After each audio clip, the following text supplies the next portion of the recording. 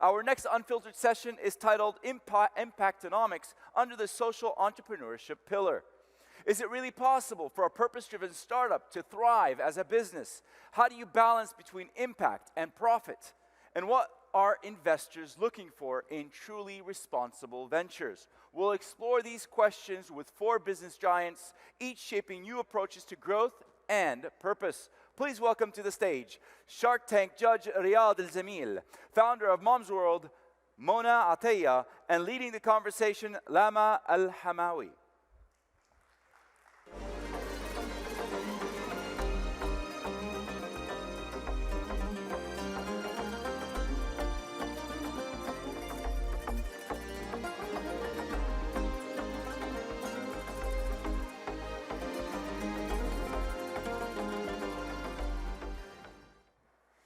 Welcome to our session, Impactonomics. Who says you can't do well and do good?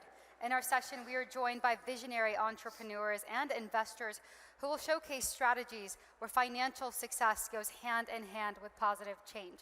Together, we'll explore how you, some of you young founders, can create bold ideas, measure your impact, and attract partners needed to scale up. In this session, we'll explore social entrepreneurship, mobilizing youth to innovate solutions, uplift communities, and drive social impact one bold step at a time. Joining me in this session, we have Riyadh Al-Zamil. He's an investor at Riyadh Holding Group. He's also a TV personality known as the Shark on Shark Tank. We also have Mona Ataya. She's the founder of Mumzworld and co-founder of Bait.com. Thank you both for joining me on this session.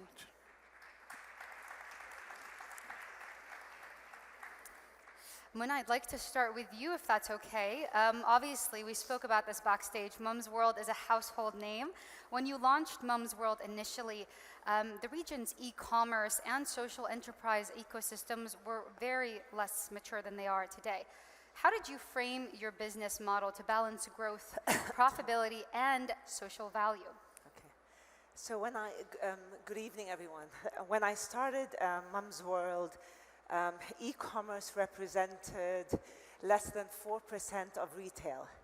And for those of you who knows e-commerce, for e-commerce to be successful, you need an entire ecosystem to be working in your favor.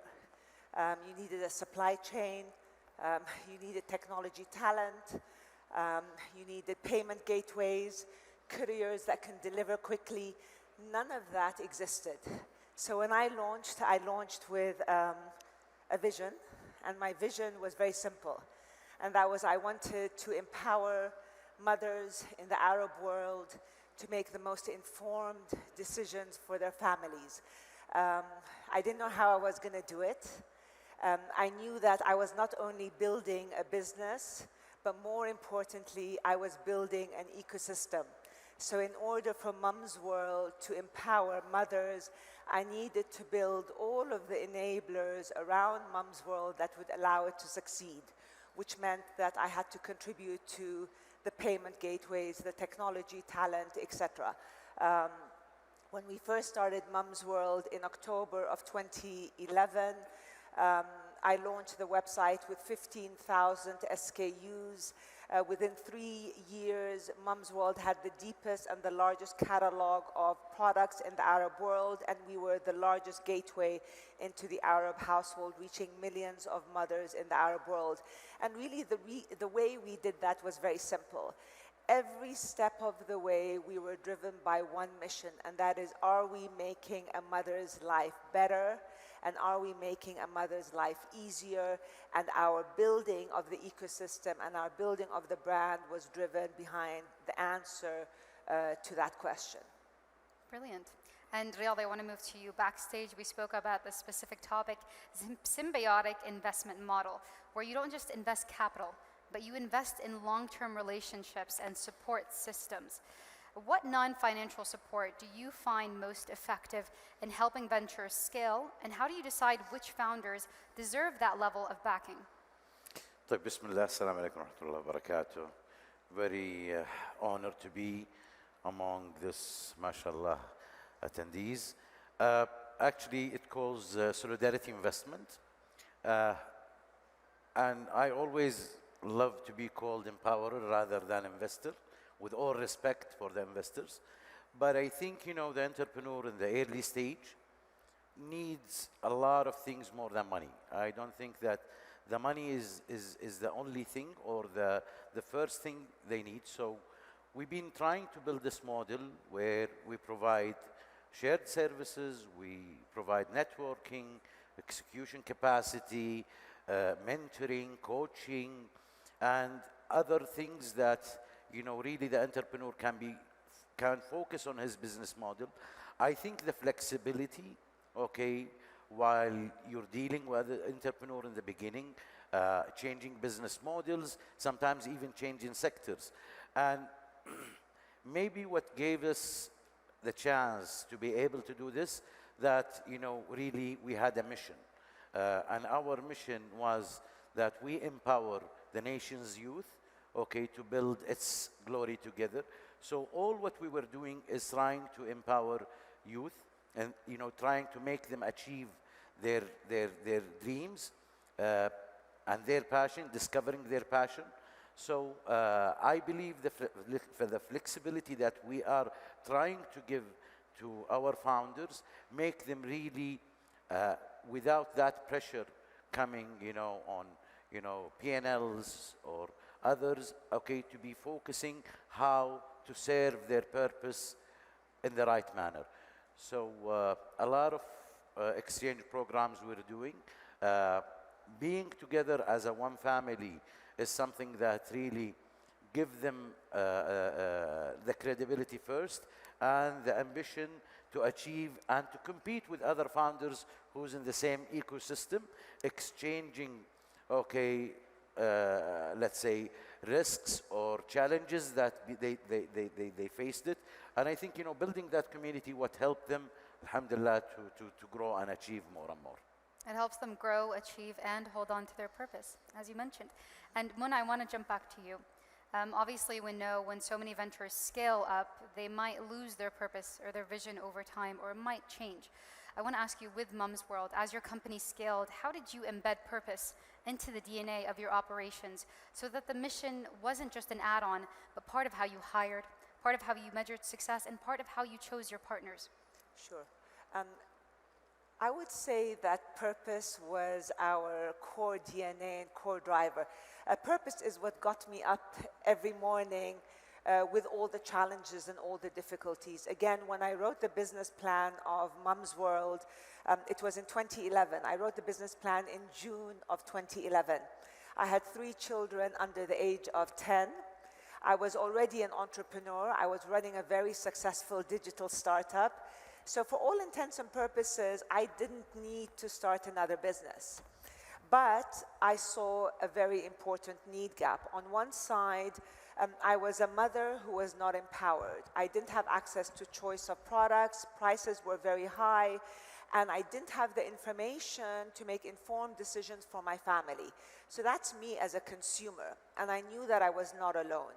On the flip side, in 2011, e-commerce was the biggest trend of the decade. It was a $1.6 trillion industry growing at 29% CAGR. And in the Middle East, it was very nascent. So I knew that I could bring e-commerce to solve the problem of mothers in the Arab world. And for those mothers of you in the audience, I know most of you are very young, if you remember, women were not driving, access to products was very difficult, the region was very fragmented, all the region was very fragmented, so mothers weren't able to give their families the best. So that was my driver.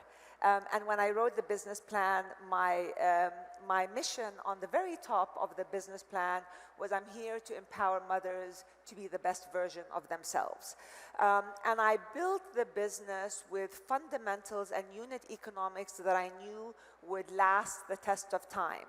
And when I hired people, the first question I asked them is, why is this consumer important to you, and is this business model important to you? And if the answer was no, then they were not hired.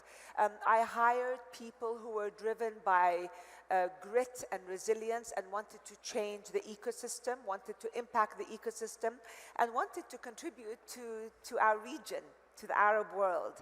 That was very important to me. So all of that fell into the DNA of who we hired and the DNA of who we kept in the organization.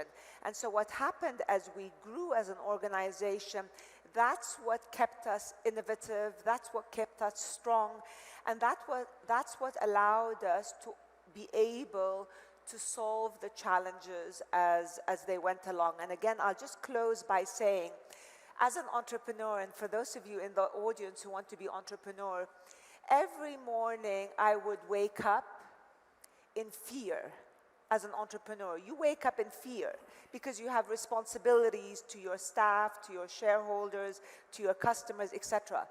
But the one thing that keeps you grounded and keeps you running is your purpose. And that's what keeps you stronger. Yes, thank you. That's brilliant.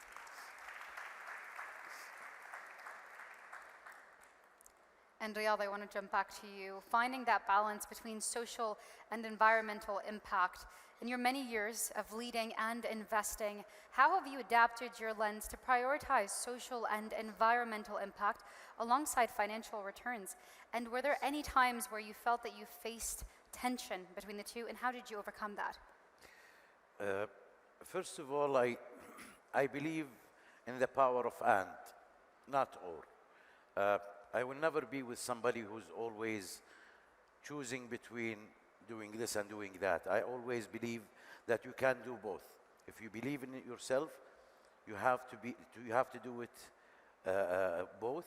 This is number one. Number two, I think the alignment between you and the beginning of the alignment between you and the founder. If there is a solid base of alignment on what we're doing and why we are impacting the society actually it's in our even questionnaire when we receive founders who want to pitch their ideas.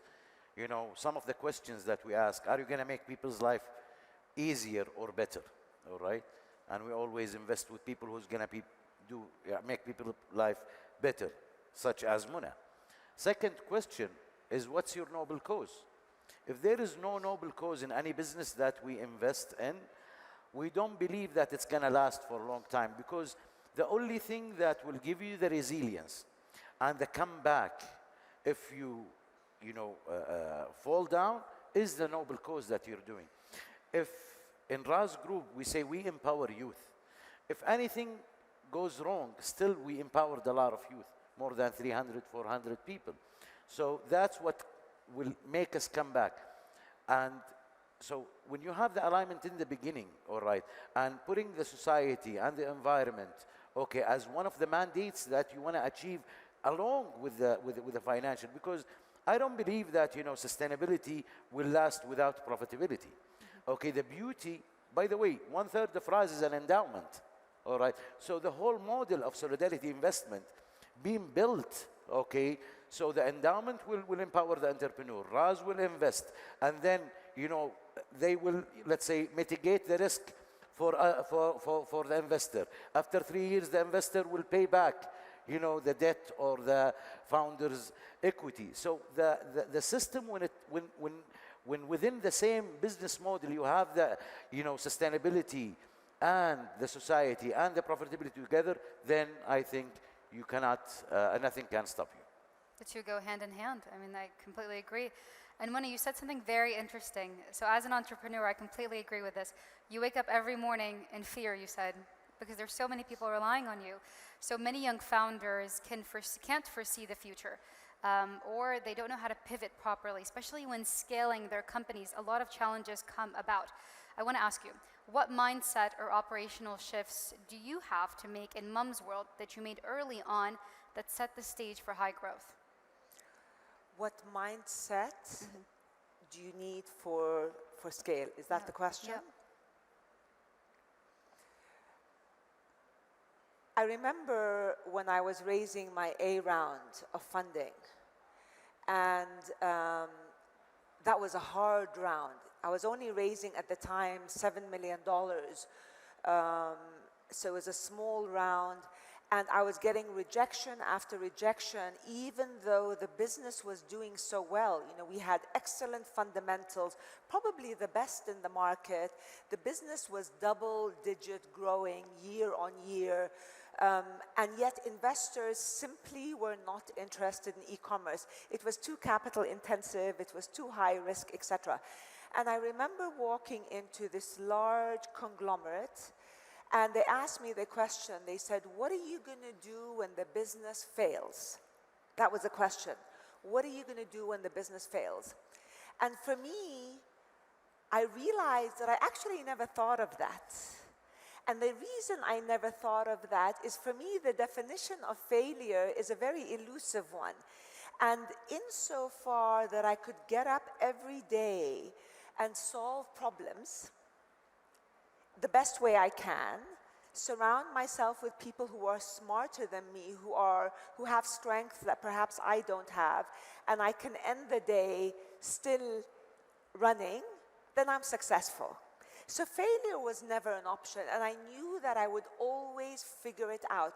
By the way, that round, the A round, I thought it would take us 3 to 6 months to raise, because it wasn't a lot of money, you know, for e-commerce. It took us a year and a half. And during that year and a half, all of my leadership level left. They said, this is too hard. The business is going to fail. No one's going to invest in it. But I just got up and I said, you know what, if I can solve the problems today, I have another day tomorrow and another day tomorrow.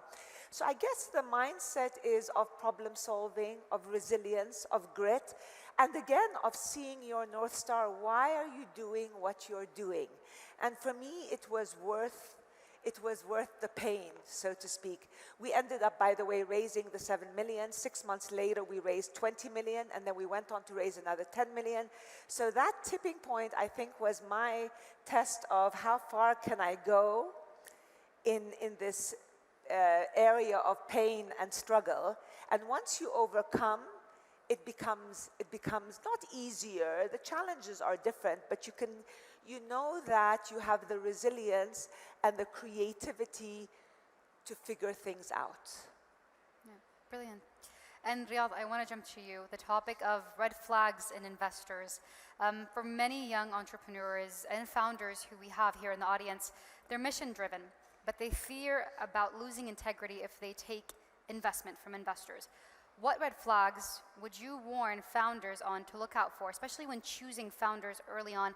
And are there any checks and balances they should keep in mind when choosing the right investor?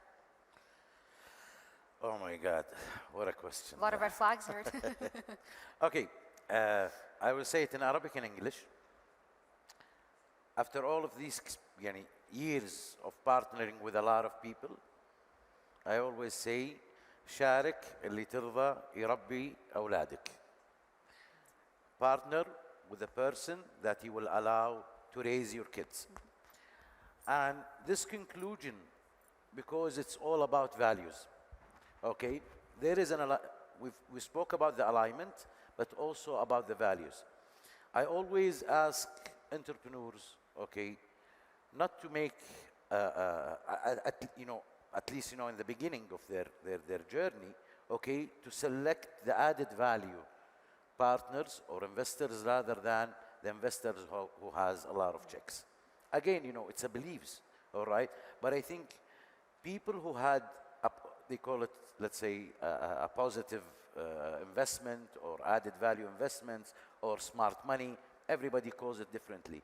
Don't go for the people who have a deep pocket. Go to the people who can give you execution capacity, who's aligned with you in your mission. Again, I believe that businesses that starts with why, like what Muna mentioned, and I've told her, by the way, in the backstage, I wish that I saw you at that in 2011, but I wasn't lucky enough. So choose the investor who will believe in your why and your purpose, and this is the constitution, by the way, in the beginning, that we want to achieve 1, 2, 3. I always encourage people to write things down, to make it very bold, to be able not to have any problems in the future. So, of course, when the business moves, changes happens, But when you, at least with the angel investors, with the early stage, okay, investors who believed in you, okay, and buy in your mission and vision and purpose, I think this will reduce, any conflicts in the future or a new investor, because this will be the DNA of that company. And here where you, let's say, preserve your purpose. Brilliant. And Muna, I'm so curious to ask you on the similar topic. Mumzworld is very purpose-driven from the beginning, as you stated, and you're very passionate about that purpose. How do you initially advise the youth to find founders that maybe align with their values? How would they navigate that? How do you find founders? How do founders find the investors that align with their values? Do you have any tips for that? Okay, that's a tough question. Look, the founder-investor relationship is not always the greatest, and I'll tell you why. Because at different stages in your growth, you make different decisions. I remember when I was raising my seed round, there was a particular investor that came to me and they said, I'm going to give you $2 million to get you kind of off the ground, but I want 55% of your business. And I was desperate for the money. I needed the $2 million. So many entrepreneurs would have taken the money for 55% of the business. What do you think would have happened within a year of that relationship? An investor coming in, taking 55% of the business very early on, is basically killing the business very early on. Yep. Because who is a founder? A founder is a person with a vision.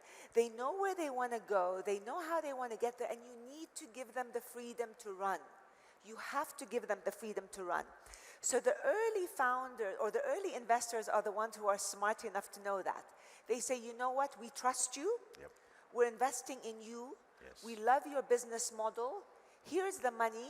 There are certain thresholds, we're not going to let you go crazy, but you have full freedom to show us how great you are and why we invested in you. These are the best investors in the early days. Now, what happens as the business grows and as your cap table becomes more complex, you now have investors with different agendas. Yes. You have your venture capital who wants you to grow at mass scale.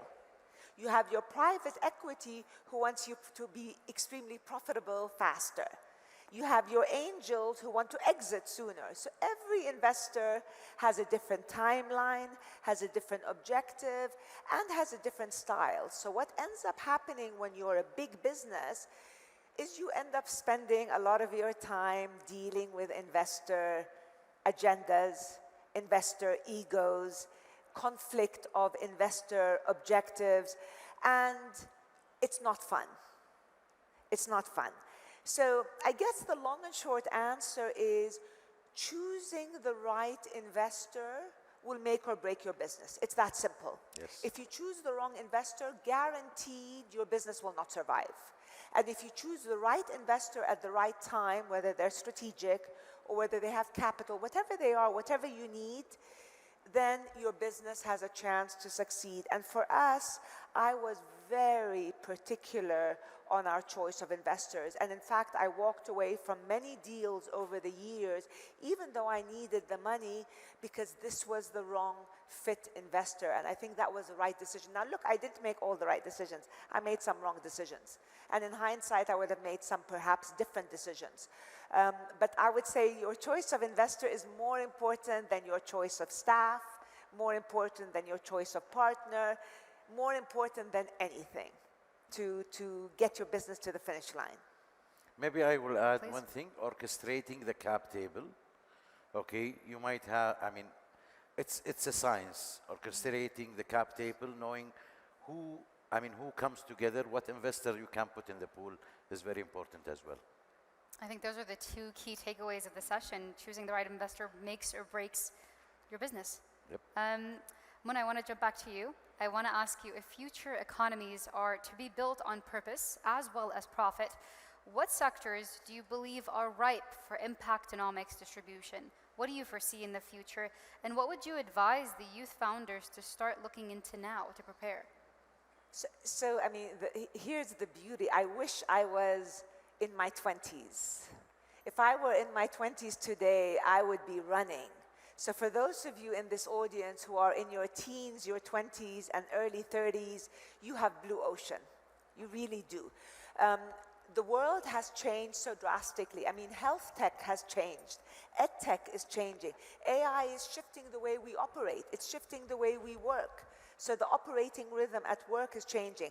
But I'm personally very excited about health tech, about ed tech, and even logistics. So all of these are going to be disrupted. They're being disrupted. And AI obviously is front and central. So if you can crack a code in these sectors, I think it's an incredibly exciting place to be. Brilliant. We're approaching the last few seconds of our session. I like to do one very common thing with all of my panel sessions. I ask our speakers, our leaders, if they could leave our youth and audience members with one last piece of advice, what would that be? And we'll start with you, Mr. Riyadh. I would say, honestly, for everybody, and that's based on my analogy on all the youth that I've met, it's not what you want to be, it's what you meant to be. And it's totally different. Always look inside and see what's you're meant to be. What are the things that really matters, and what's the things that you can build your legacy on in any way. And it's always remove the money from your, at least, to find your destiny. And the money will come. I think this is general advice. The money will come over time. And Muna, similar advice. What would you give advice to the youth?